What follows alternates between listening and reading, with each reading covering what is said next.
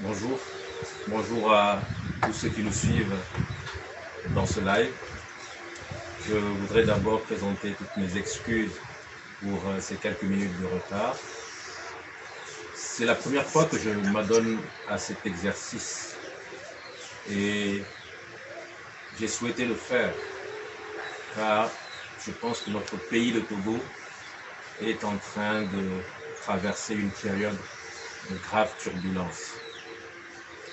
Mais avant d'aller plus loin dans mon développement et d'expliquer la raison pour laquelle je m'adresse à vous, je voudrais très sincèrement dire merci. Merci au peuple togolais.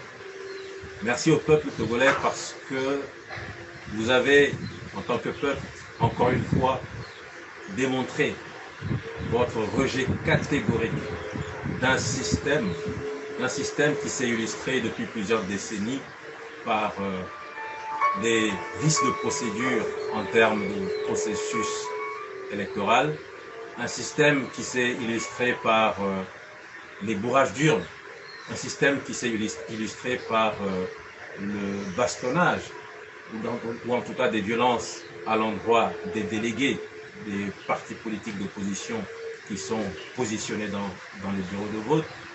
En tout cas, bref, un système qui s'est tellement spécialisé dans la fraude électorale que, en tant que peuple, vous avez, en tout cas, massivement refusé de vous associer encore une fois à une telle machination.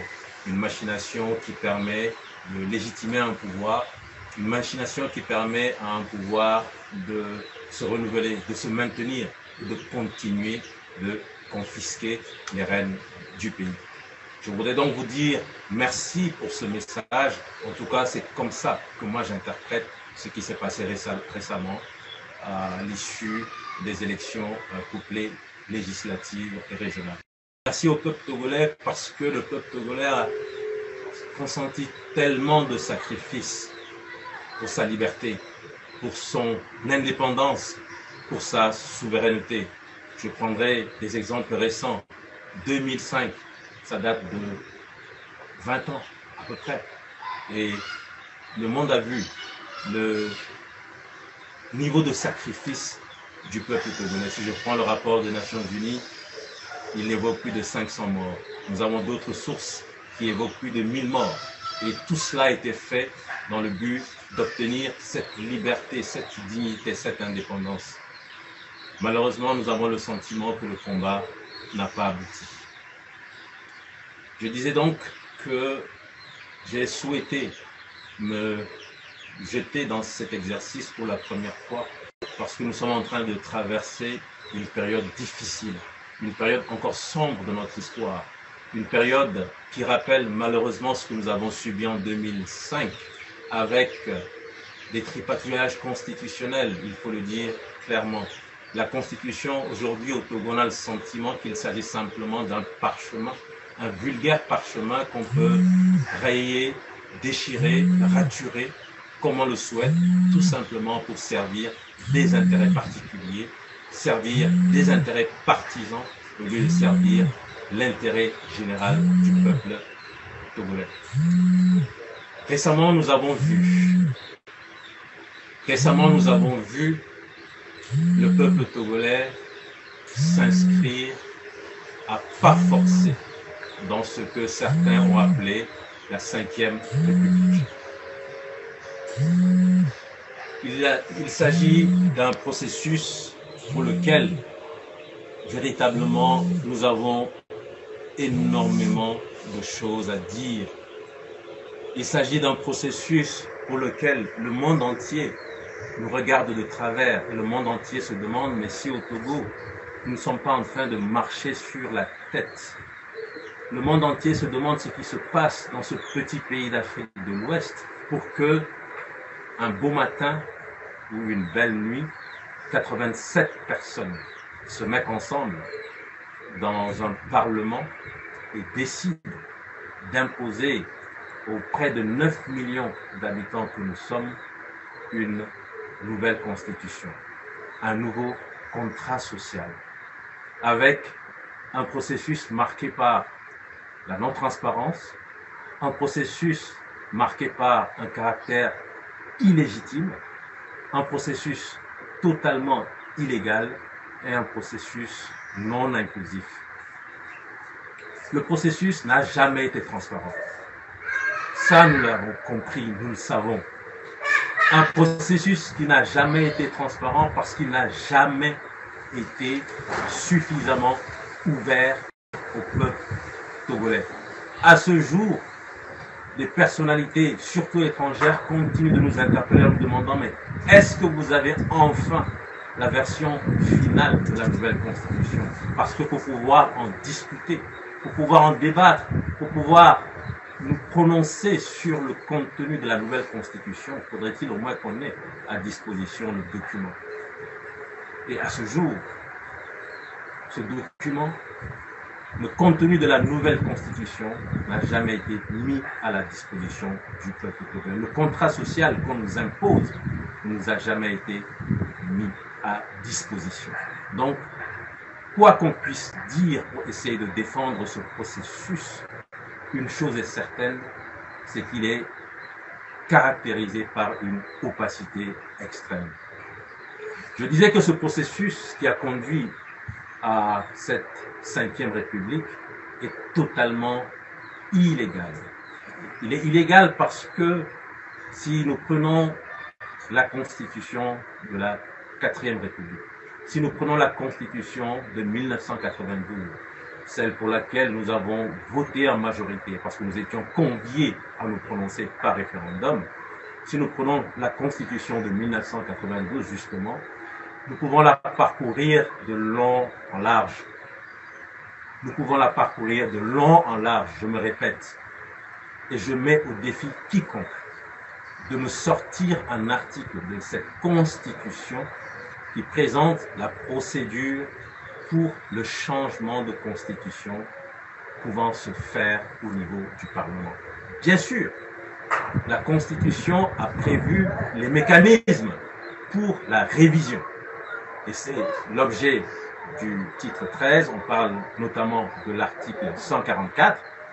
Effectivement, ce titre porte sur la révision de la Constitution. Mais du moment où nous nous trouvons dans une procédure de changement de la Constitution, j'en veux pour preuve que nous sommes passés de la 4e à la 5e République, parce que c'est un changement de Constitution. La Constitution de 1992 n'a jamais donné mandat au Parlement, durant son mandat normal ou même après le prolongement de ce mandat.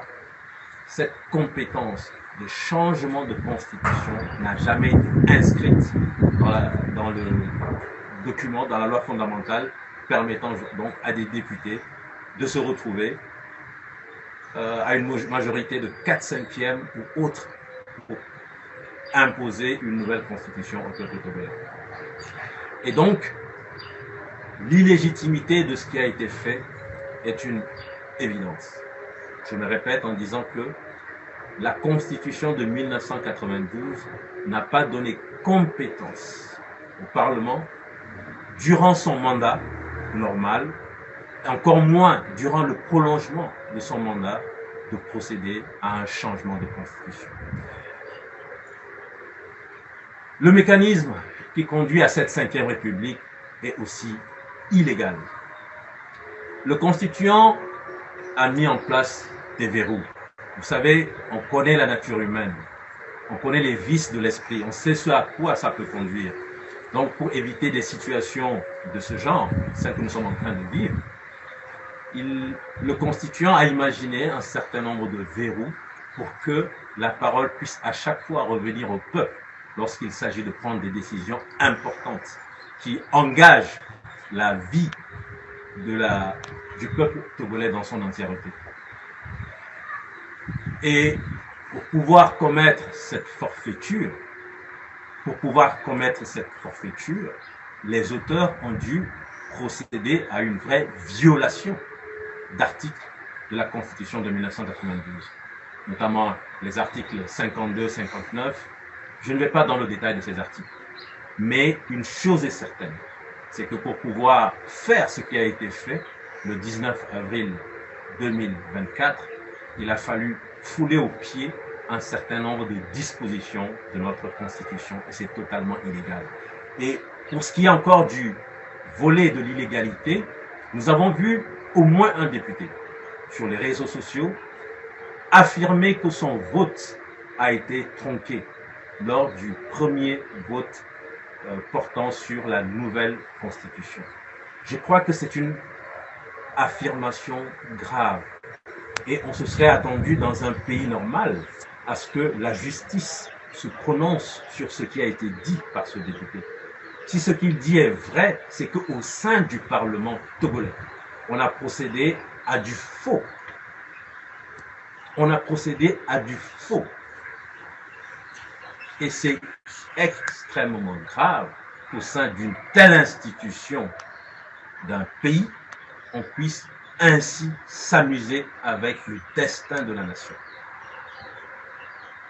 Le caractère illégal de ce qui a été fait en voulant nous imposer cette constitution est aussi une évidence. Enfin, le caractère non inclusif. Le caractère non inclusif. Comment est-ce qu'on peut vraiment imaginer que à 87, on a cette possibilité parce qu'on a peut-être la force, peut-être qu'on a la force des armes, peut-être qu'on a la force du pouvoir, peut-être que parce que c'est une dictature, ce n'est pas une démocratie. On peut penser qu'on peut tout s'autoriser, tout se permettre, mais comment peut-on penser véritablement qu'à 87, la nature nous offre cette possibilité d'en imposer à 9 millions, sans même nous consulter. Sans même nous consulter, on vient nous dire, voilà ce que nous avons décidé pour vous. Sans même nous consulter, on vient nous dire, ce que nous avons décidé pour vous, c'est ce qu'il vous faut. Sans même nous consulter, on vient nous dire, ce que nous avons décidé pour vous, c'est ça qui va régler les problèmes du Togo. Les problèmes du Togo, nous allons en parler tout à l'heure. Je crois que c'est une façon de mépriser un peuple.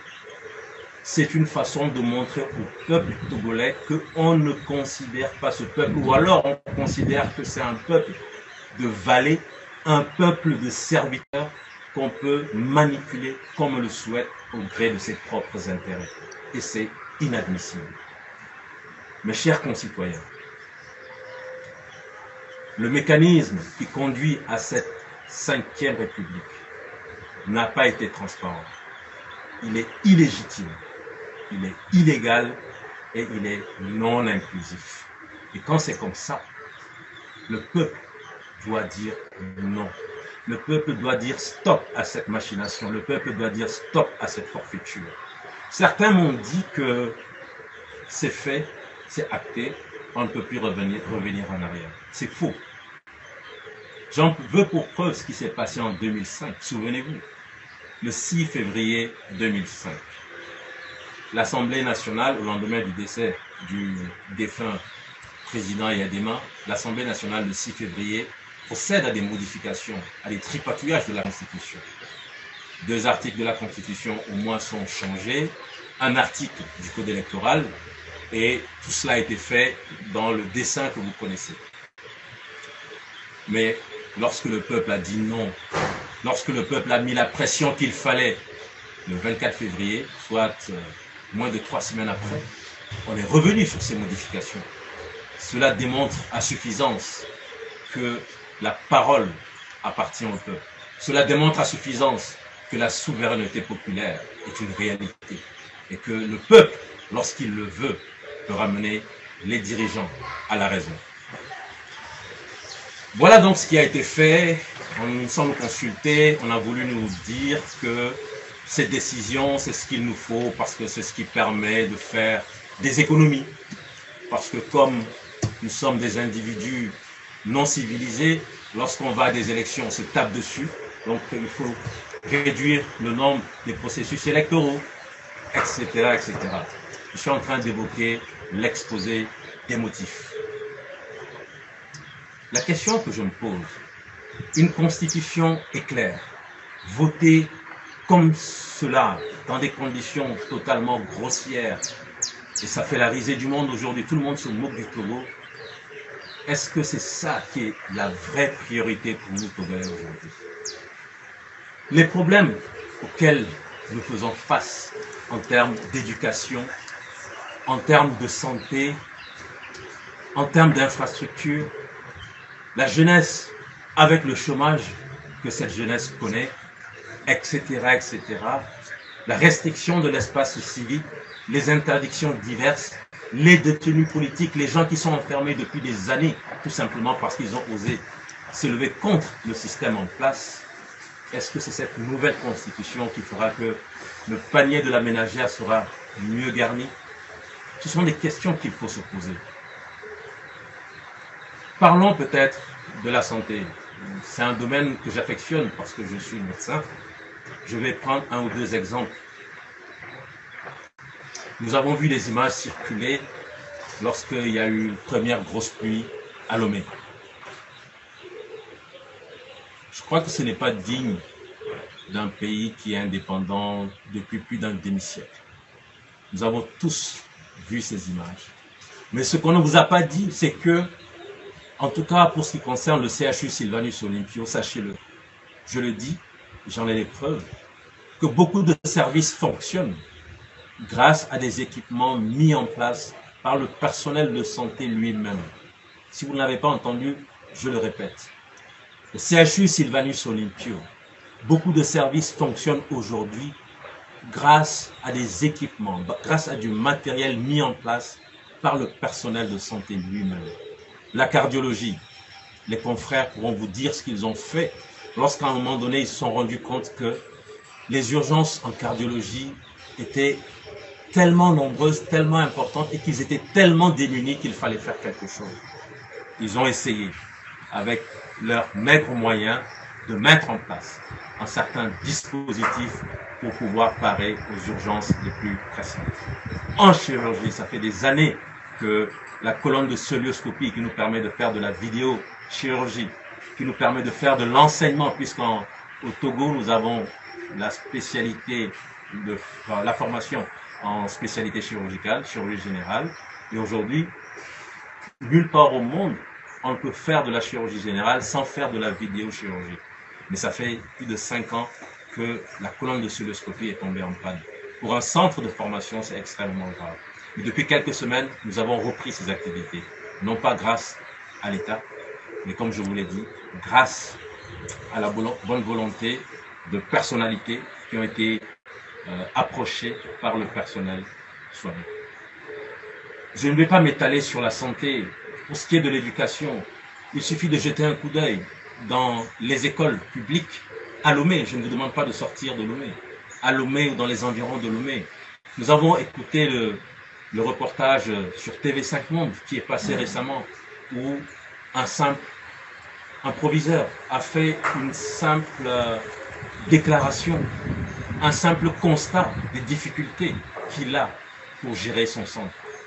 Je ne sais pas si c'est une vérité, mais j'ai appris qu'à cause de ce reportage, ce pauvre monsieur a été démis de ses fonctions. J'espère que je me trompe. Mais il n'a fait que dire ce qui est. Il n'a fait que montrer le sommet de l'iceberg.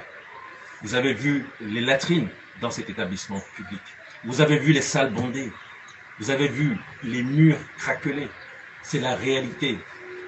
Si vous voulez un autre exemple, moi je vous donne l'exemple que j'ai vécu à Damavor, une école communautaire.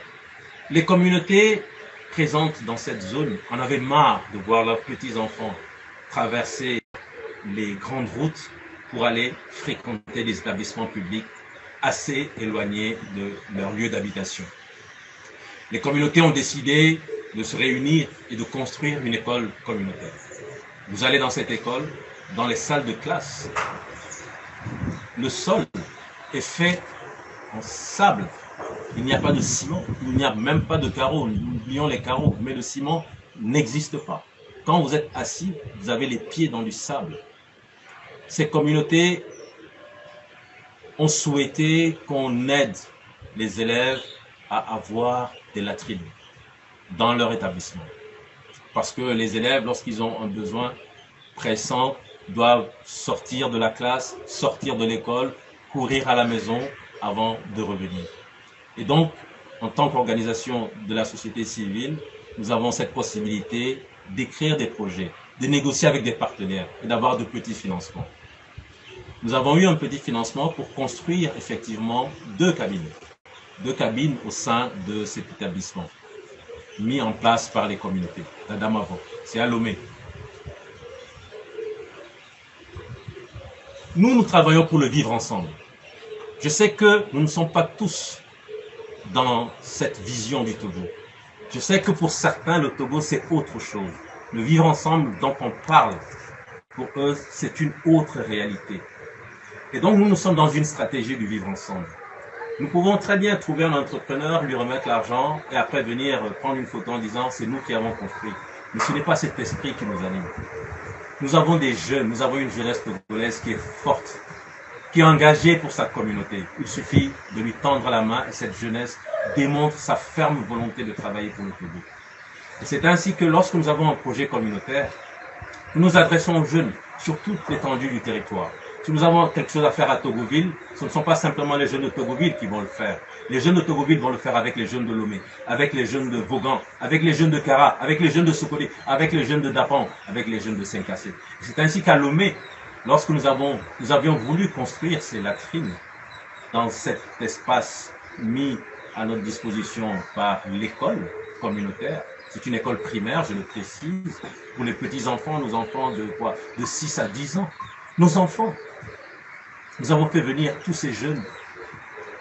Ils sont retrouvés le soir à l'hôtel pour se reposer et commencer à œuvrer le lendemain. Et qu'est-ce qui s'est passé? Des gendarmes fortement, lourdement armés, qui ont débarqué. Ils ont traumatisé ces jeunes. Je vous assure que quand vous voyez ce qu'ils ont envoyé, vous avez l'impression que cet hôtel abritait peut-être des terroristes, des gangs armés, des gens qui étaient venus pour détruire la localité. Les jeunes sont repartis traumatisés de cette expérience. Qu'est-ce que nous voulons construire au Togo? Quelle est cette façon de conduire ce pays? Je pourrais continuer les exemples pour démontrer que malheureusement, ce genre de pratique nuit au vivre ensemble. On est en train de détruire le tissu national, ce que nous voulons construire ensemble, cette cohésion nationale, que l'on soit Kabyé, que l'on soit Kotokoli, que l'on soit Mina, Evé, Ouachi, on est tous fils et filles du Togo. On est tous unis pour construire le Togo. Cette façon de faire, cette façon d'imposer une constitution de cette manière, cette façon d'empêcher la jeunesse unie de travailler pour une communauté, ça ne sert pas les intérêts d'une nation. Il faut mettre fin à ça. Il faut arrêter ça. Il faut définitivement arrêter ce genre de pratique. Je ne suis pas là aujourd'hui pour faire l'étalage des difficultés en termes de gouvernance, parce que je pourrais en parler encore très longtemps. Parler de la corruption, parler de l'argent qui sert à autre chose, au lieu de servir justement les équipements de santé, au lieu de servir justement les établissements scolaires. Je vais peut-être juste ajouter un dernier élément et puis vous demander de consentir encore un sacrifice. Parce que là, je vais m'adresser à la jeunesse du pays et je vais m'adresser au peuple togolais. Vous avez tous entendu parler de Pegasus, un logiciel espion, une application qui coûte excessivement cher. Bien sûr, en tant que Togolais, je n'aurai jamais le montant réel de ce qui a été déboursé par notre pays pour faire l'acquisition de ce logiciel. Mais sur Internet, nous avons pu voir ce que ça a coûté dans certains pays. Lorsqu'on a fait le calcul, on s'est rendu compte qu'avec Pegasus, l'argent en tout cas qui a été utilisé pour faire l'achat de Pegasus, le Togo aurait pu mettre un appareil de scanner dans chaque préfecture du Togo. Et il resterait de l'argent. Vous imaginez ce que je suis en train de dire? Lorsqu'au CHU Togo, nous sommes restés des années sans scanner, lorsque vous avez un malade qui vient dans un état grave et vous avez besoin d'un scanner, il faut le remettre soit dans un taxi ou dans un véhicule privé ou dans une ambulance lorsqu'ils ont, la famille a des moyens, pour l'envoyer peut-être à la clinique Biassa, Hôtel Delhi ou ailleurs, faire un scanner avant de revenir. Pendant des années, le Togo n'a pas eu la possibilité de remettre un scanner de qualité au CHU Sylvanus Olympio. L'argent de Pegasus aurait permis de mettre un scanner dans chaque préfecture.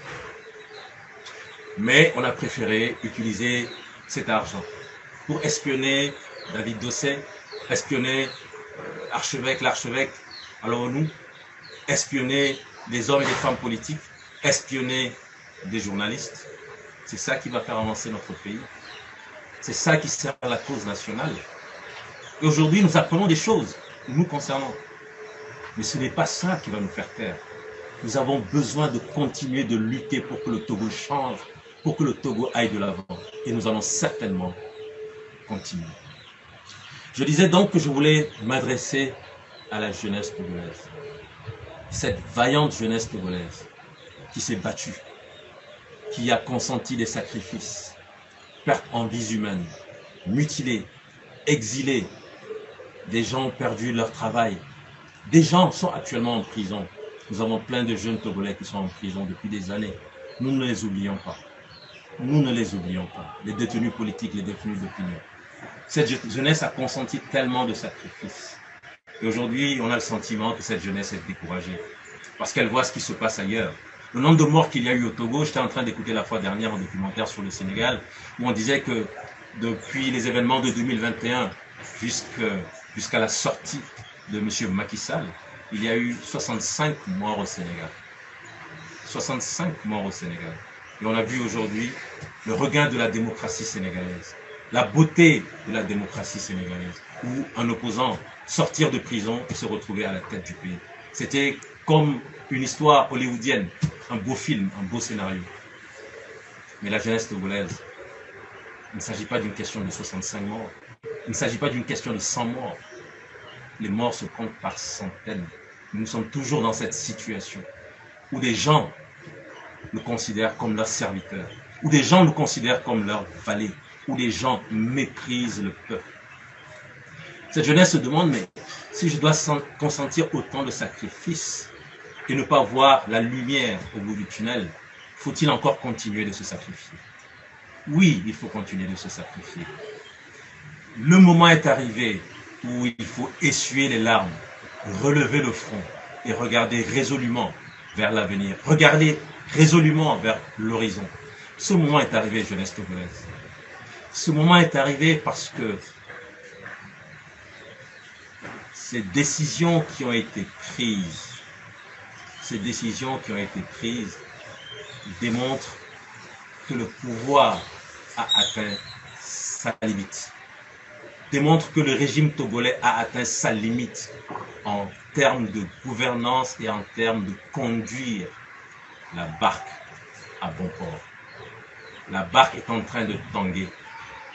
Et c'est pour cela que nous voulons nous retrouver demain, à partir de 14 h à Bekodjindi, pour discuter de notre nation. C'est notre droit le plus absolu. Le Togo nous appartient.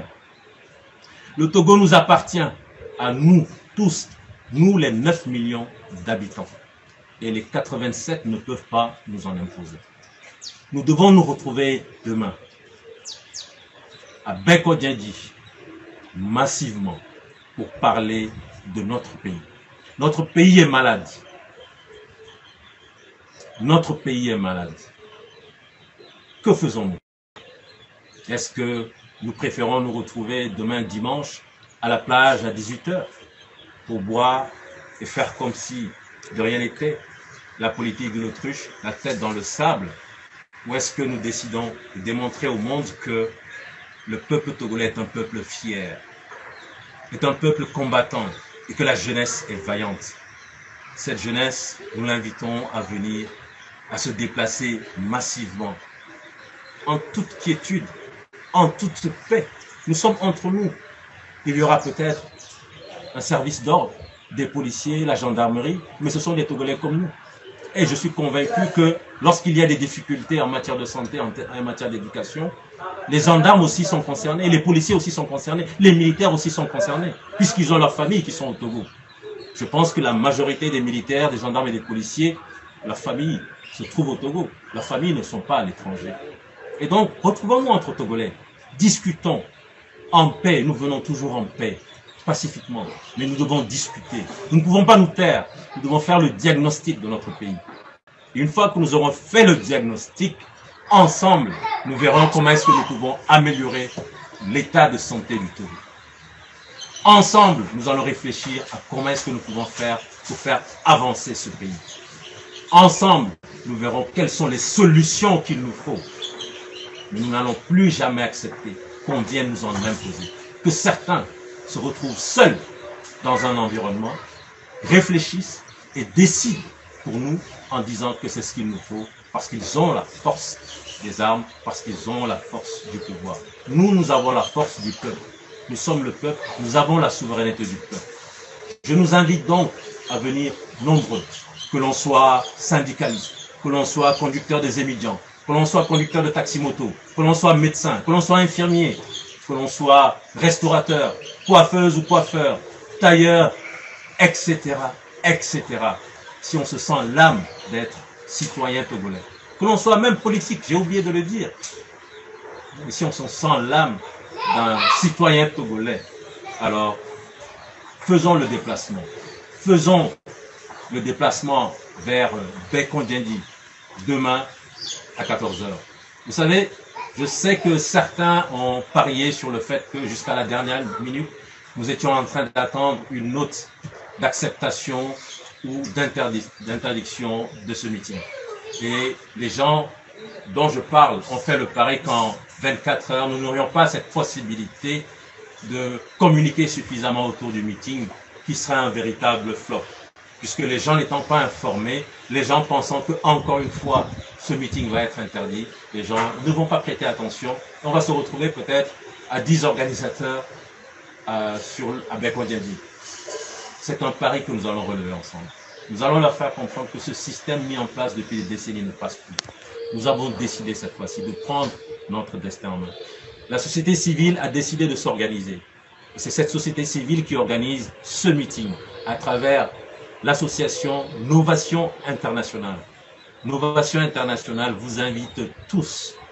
Sortez massivement après les cultes. Retrouvons-nous ensemble à Bekondiandi pour dire que Dieu sauve le Togo, car le Togo est l'or de l'humanité. Je vous remercie. Merci.